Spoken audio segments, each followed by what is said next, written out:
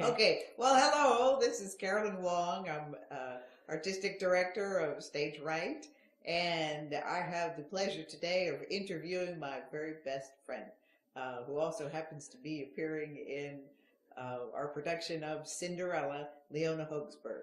So, Leona, welcome to the show. Thank you. And um, we're going to start Okay. by at the beginning. Yeah. So, where are you from, sis? And how did you get into theater?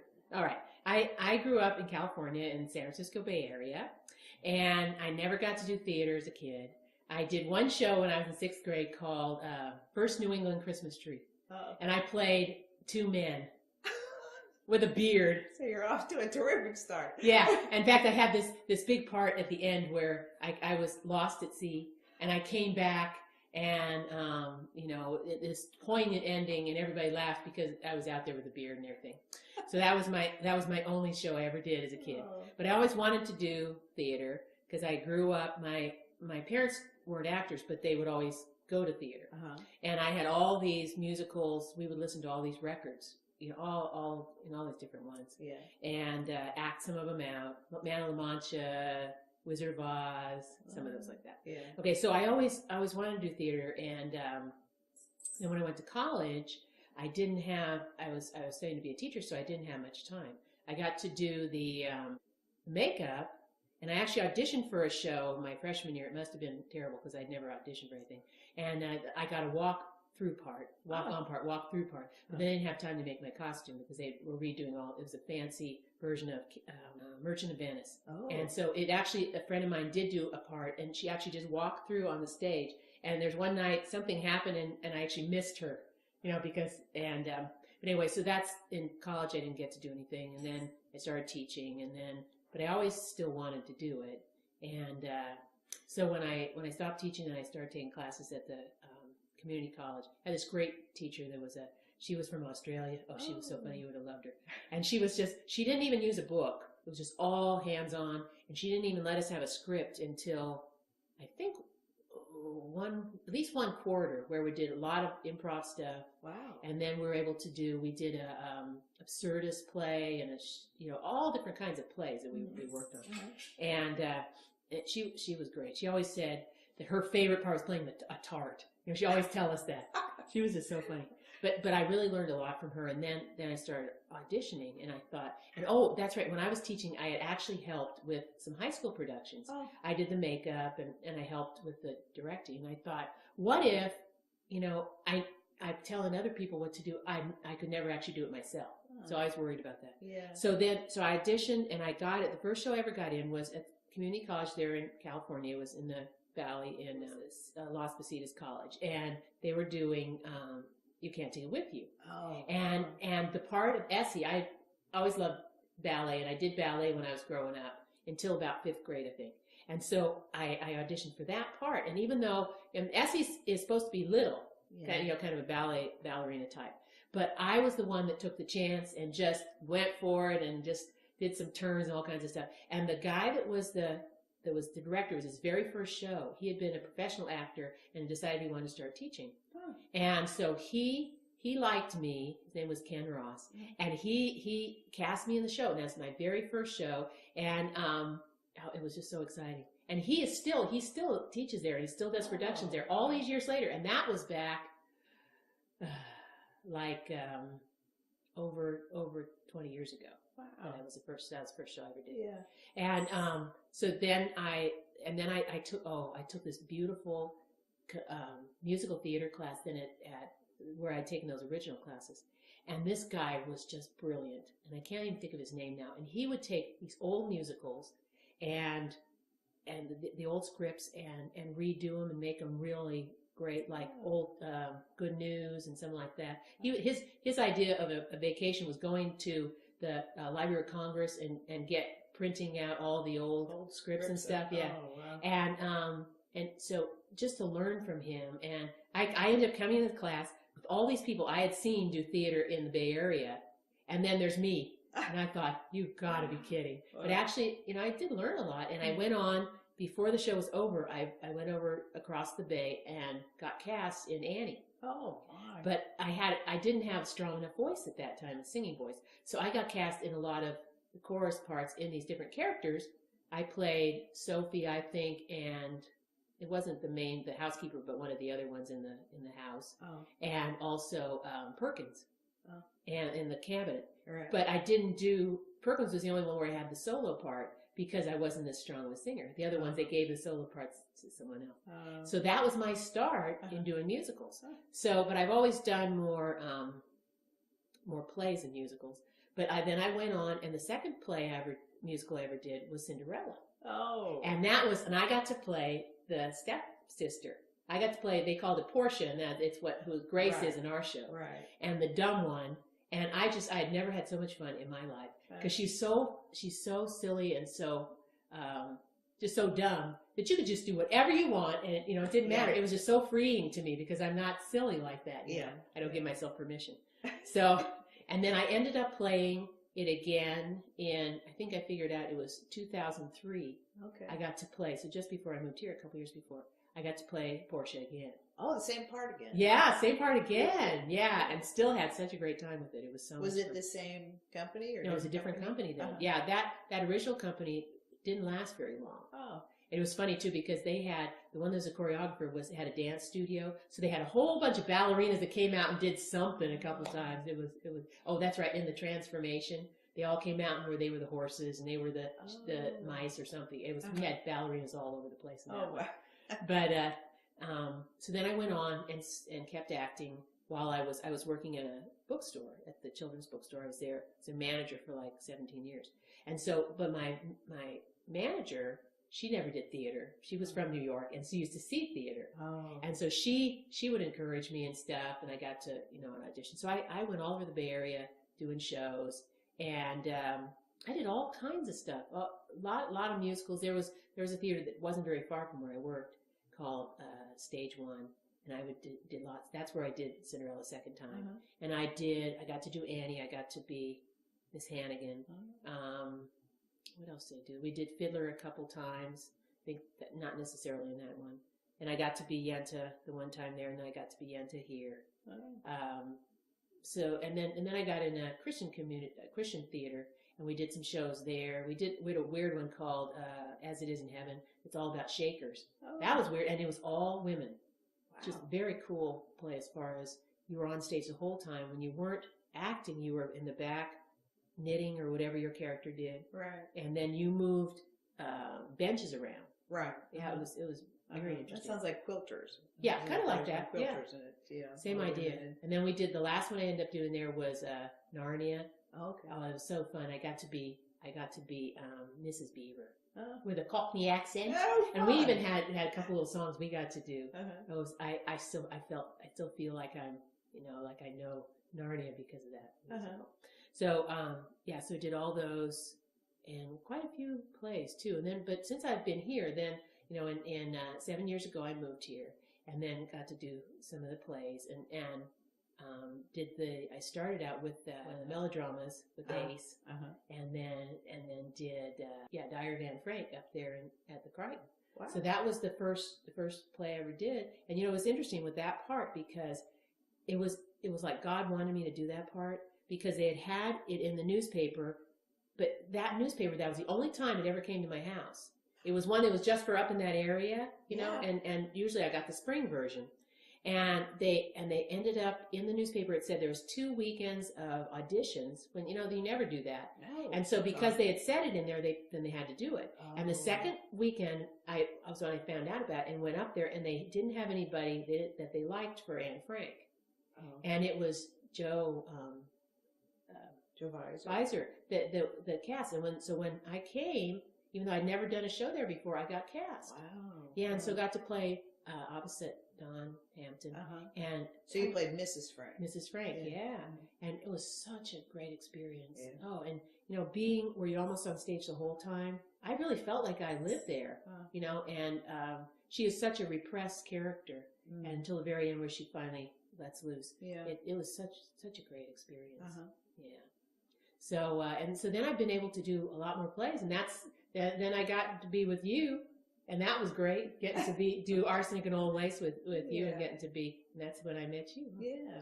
Well, we actually met before that. Yeah, we met at an audition. I know. Yeah. In fact, every time, when I first met you, and I saw you on stage, I said, before we even became friends, I said, we've got to be friends, because we're meant to be friends. Yes. Yeah, just from seeing you on stage, and I thought, yeah, we're just cut from the same cloth there. Yeah. Yes. So that worked out really good. And Arsenic and Old Lace, it was interesting how all little pieces all came together to make that great show.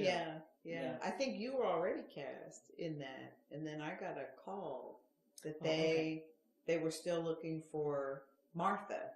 You were cast as Abby, and I got a call. Well, I think that they said what it was, because I don't think she'd cast me yet, but I think that they wanted to get more people in. Oh, okay. So because I think she couldn't decide, but I think she decided because I was taller too that to cast me as Abby. Yeah. But remember Brian called everybody he knew and said, yeah, called me. Yeah, that's pretty good. So that was neat, getting to walk in and see it's that girl. That's right. Oh that is fun. That's one of the fun things about theater is how it's a lot of work, but it seems like the people make it all worthwhile to me, and the people that you get to meet along the way. That's right. And some become very close. That's right. Well, I think because we're sharing this experience and we're sharing the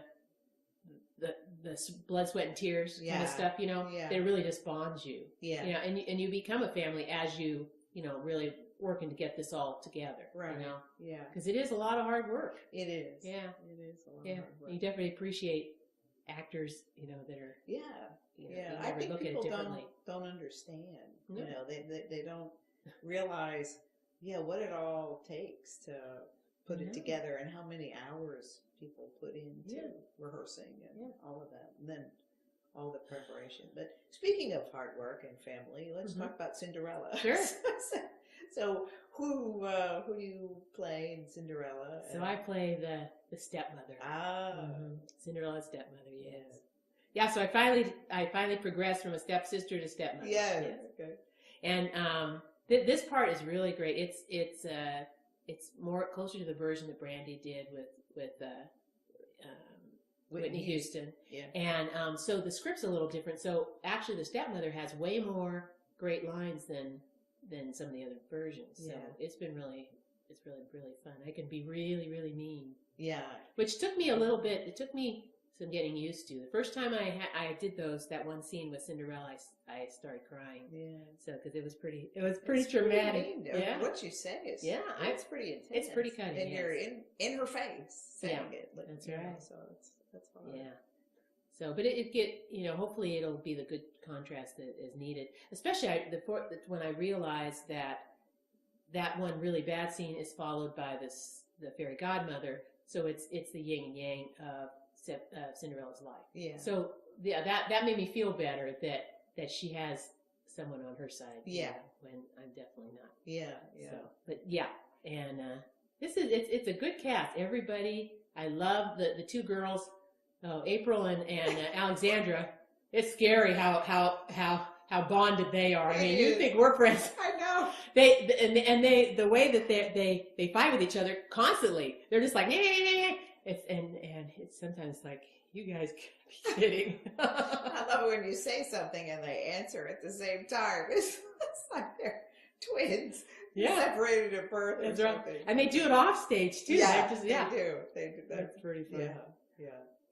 So they're so you have an interesting family on stage. Yes, that's right. And Kathleen, she's so talented, and I love her. I just can't love her on stage. But it's all working well. Yeah, it is. We're excited about it. Yeah, that's right. Well, so what do you prefer to do? Do you like to do just straight plays? Do you like to do musicals, or is it? I like both. It's been interesting how I progressed from the first show where they wouldn't really let me sing because I could barely project during an audition, to where the judges or the director was, to where I can do pretty well now, but I still am not pretty. I mean, Miss Hannigan and Yenta are good characters for me because they're character actors, and I need to be character actor, but I like if you can do a musical where you can develop the characters a little bit. I don't like where you get a musical where the acting part is kind of last on the list and there's no development. That's kind of hard. Yeah. So it is nice to have a play where you can actually really develop those characters and it really becomes strong. And it's been cool here in Houston, to have where you're doing some really strong plays. And so I think I enjoy both. Musicals are in my blood, and I love seeing them. And I saw a lot of shows in California, and I see a lot of shows here, and I usher in the hobby and see as much as I can, not only my friends but other stuff. Yeah. And keep up on what's doing in New York. And once in a while, I can't stand it anymore, and I have to go and see some there. Yes. So you have to get your dose of. That's right. I have to find the new, see the new things, or at least some things that I'm interested in. Yeah. If I think it's worthwhile. Yeah. So. Do you have a dream role? Is there some or roles that you that I still like to play? Yeah. Well, I would like to. I love Fiddler on the Roof, but I'd love to do Golda. And I always did Dunyenta to be Golda. I'd love to be like Mrs. Shin that you played last summer. There's a couple of musicals that I would still like to do ones like that. These really good character parts. Yeah. I actually auditioned one time for Hello Dolly, and I read really well for it, but I didn't have quite enough voice. And now it'd be fun to maybe do her sometime. She's a good character. Yeah. So, so some of those would be good. And, some of these plays that really have the strong characters. Sometimes it's just finding a new one that I hadn't known about. Too, so. Yeah. What has been the most rewarding thing for you about acting? Well, I think it's like we talked about, the working together. You know me that I have like stories in my soul. Yeah. So it's kind of part of who I am is storytelling. I do the storytelling where it's me talking to an audience and bringing the story alive. So in this case, it's a group working with people to bring the story alive and to make it where it's so, where the audience is so much a part of it that, we take them away, to another world. So I think that's what I miss when I don't do it, the developing the character, putting, it's kind of like finding the pieces of the puzzle, like a scientist is looking for the solution for something. It's finding those pieces that make it all work and if you can, the best scenario is working with other actors where they're bringing it up and we're like raising each other up to the point where, it just flows so well. And, some of the things, we've both done where you just go, man, that is just so rewarding. It just feels so good. Yeah. Even with all the work, it's so worth it. Yeah, it's worth it. Yeah. Yeah. Oh, yeah. Yeah. So I think that's what I love about the acting and just being able to, I try to do it for God's glory and just really do a good job and just really share what I love. I think that's always the best thing for any passion that you have is to be able to share with other people. Right, right. Well, you mentioned the storytelling. How did you? What do you do, and how did you get into storytelling? Well, when I was teaching, I used to read a lot of books to the kids. I'm very involved in children's literature, and that's what I do at the library. Get kids connected with books and tell them stories and all that stuff. But when I started working at the bookstore, I realized that some of the stories that I had read so long that I could probably tell them. And I had taken a storytelling class in college. Oh. And so I started developing some stories and went into schools. Some of these, back when they had reading specialists, they asked me to come in and tell stories to the kids. So I got started with that and just kept building. And so now, I love to be able to just, you have the book and to read a book. In fact, reading stories to kids all these years and doing all the voices and stuff has helped me be a better auditioner because I can hear a voice as soon as I start reading it, and, but to put the book down and it's connecting the story one-on-one with the kids or, the group and me, just bringing it alive, and so that's how I started. And then I love doing the Christian end of it too. and developing. I wanted to develop that more too. But that's how it started. It just kind of came out of the bookstore, Right. And so that's one of my passions. I love sharing stories because I think that's the kind of the basis of life. Before there was books even, that's how we communicated, was with the stories. Right. And people traveling around and telling their stories. And so it's kind of something that we need to continue on as part of our humanity, to share our stories and share stories from the past. So I think that's another passion that I have. If you believe in heaven, yeah. And when you get to heaven, what do you hope that God would say? Well, I do believe in heaven. Yeah. And what I hope that God says, "Well done, good and faithful servant. Yeah. Come on in. Come on in." So, yeah, that's what I'm tell hoping. A story like kids here. That's right. Yeah. Got a good job for you. Yes.